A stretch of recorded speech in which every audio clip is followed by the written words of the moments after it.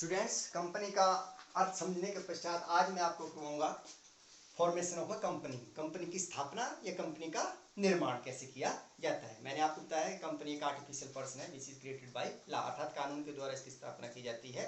आपको पता है कि आजकल कंपटीशन का जमाना है, बहुत सारी व्यावसायिक इकाइयाँ स्थापित की जा रही हैं, जिसकी वजह से वस्तु को बेचना या उसका बाजार ढूंढना उसके लिए एक जरूरी है कि आप इस तरह के व्यवसाय करें जिसकी मांग हो व्यवसाय की। तो उसके लिए कोई भी व्यवसाय स्थापित करना हो तो सबसे पहले उस व्यवसाय के बारे में गहन जांच पड़ताल करनी पड़ती है, अर्थात उसके बारे में सारी इंक्वायरी करने के पश्चात ही आप किसी व्यवसाय की स्थापना के बारे में सोच सकते हैं। अर्थात एक महत्वपूर्ण निर्णय है, क्योंकि अगर आप जब भी व्यवसाय स्थापित करते हैं उस वक्त अगर आपका निर्णय गलत हो जाता है तो उसके लिए आपको फिर खामियाजा भुगतना पड़ता है। इसलिए आप सोच विचार करके या गहन विचार करके ही किसी व्यवसाय के बारे में कि किस तरह का व्यवसाय करना है, कितना बड़ा आपका व्यवसाय का आकार होगा, कहाँ पे उस व्यवसाय को स्थापित करना है, कौन कौन उसके स्वामी होंगे, पूंजी कहाँ से प्राप्त करने आदि बहुत सारी बातें हैं, इनके ऊपर आपको ध्यान देना है। और इस सभी कार्य को करने के लिए जो सभी कार्य इस जो सारा कार्य किया जाता है इसको हम प्रवर्तन कहते हैं, प्रवर्तन का कार्य कहते हैं। तो कोई भी व्यवसाय स्थापित करने के लिए 3 प्रकार की स्टेजेस होती हैं। सबसे पहले प्रमोशन स्टेज, प्रवर्तन, जैसे कि मैंने आपको बताया। दूसरा रजिस्ट्रेशन या उसका पंजीकरण करना, इनकॉर्पोरेशन। और तीसरा कमेंसमेंट ऑफ बिजनेस, व्यवसाय स्टार्ट करना, व्यवसाय प्रारंभ करना। तो सबसे पहले प्रमोशन की स्टेज आती है। प्रमोशन के बारे में है, it refers to the sum total of all those activities which are necessary bringing the company into existence. बोलता है वो सभी क्रियाओं का टोटल या योग जो किसी व्यवसाय को अस्तित्व में लाने के लिए की जाती हैं उसको प्रवर्तन कहा जाता है। अर्थात उस व्यवसाय के बारे में पूरी की पूरी जानकारी चाहे व्यावसायिक संघों के माध्यम से की जाए, चाहे गवर्नमेंट एजेंसी के माध्यम से की जाए, ठीक है, या कोई भी आपका जो एक्सपर्ट्स होते हैं, प्रोफेशनल इन्वेस्टर्स होते हैं, आजकल तो बहुत सारे लोग हैं जो इस कार्य में ही लगे हैं, प्रवर्तक लोग हैं, ठीक है, और नए नए आइडिया उनके मन में आते रहते हैं। और जो लोग उद्यमी होते हैं जो व्यवसाय स्थापित करना चाहते हैं उनको उन आइडियाज़ को बेचा जाता है या उनको दिया जाता है। तो इस प्रकार से प्रवर्तन का जो कार्य होता है एक महत्वपूर्ण कार्य होता है, और जो व्यक्ति इस कार्य को करते हैं उनको प्रवर्तक कहते हैं।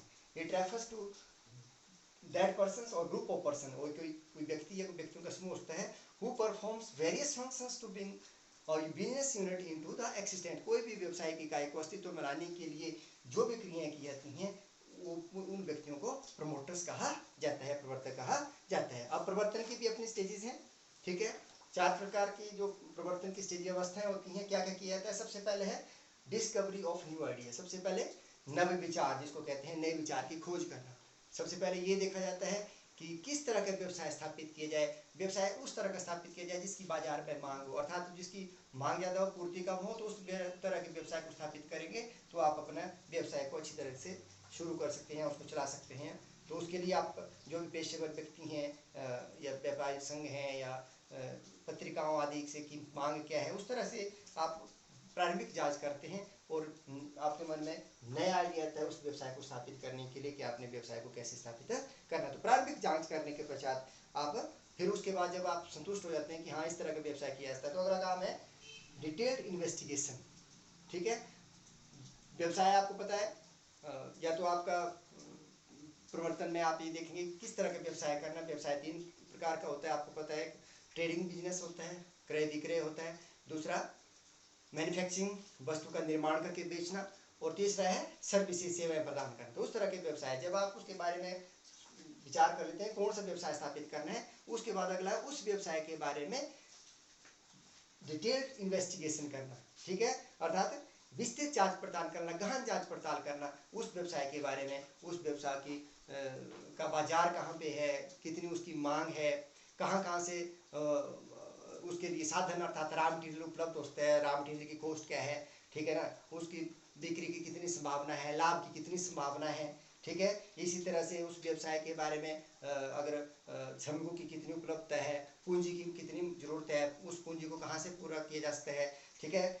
इसी तरह से सरकार की नीति क्या है, आदि आदि।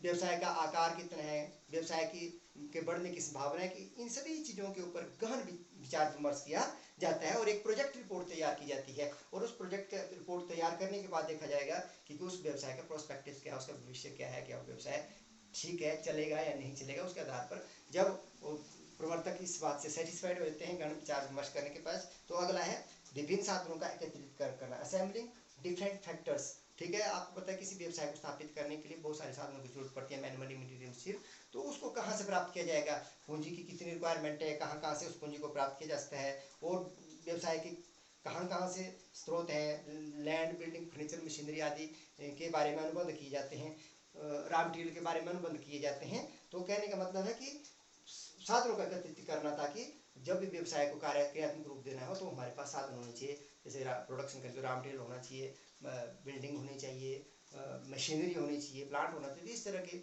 बातें जो है उनका स्थापना की जाती है ताकि उस व्यवसाय को क्रियात्मक हो। और लास्ट में फाइनेंसिंग द प्रोपोजिशंस, ठीक है, अर्थात वित्त की व्यवस्था करना बहुत जरूरी है। कोई व्यवसाय है बिना वित्त के उसकी कल्पना की जा सकती है, तो उसको कार्यात्मक रूप देने के लिए जरूरी है कि कितनी रिक्वायरमेंट है, कितनी जो हमारे साधन है उसके आधार हम पता लगाते हैं कि कितनी वित्त की आवश्यकता है और उस पैसे को कहाँ से प्राप्त किया जा सकता है, क्या अनुपात होगा, किन किन स्रोतों से प्राप्त किया जाएगा, कितने शेयर जारी किए जाएंगे, कितने डिबेंचर जारी किए जाएंगे, ठीक है ना।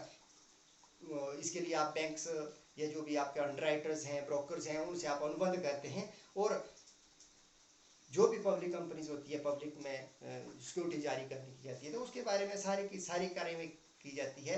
तो जब ये सारी की सारी क्रियाएं हो जाती हैं तो पहली जो स्टेज है उसको बोलते हैं प्रवर्तन की स्टेज, ठीक है, उसका कार्य पूरा होता है। तो प्रवर्तन में यही देखा जाता है कि किसी व्यवसाय को क्रियात्मक रूप देने के लिए, उसको एक्सिस्टेंस में लाने से पहले जितनी भी क्रियाएं की जाती हैं तो उसको प्रवर्तन कहा जाता है। तो इसके साथ ही फर्स्ट स्टेज हमारी कंप्लीट होती है, उसके बाद आता है हमारा रजिस्ट्रेशन ऑफ ए कंपनी।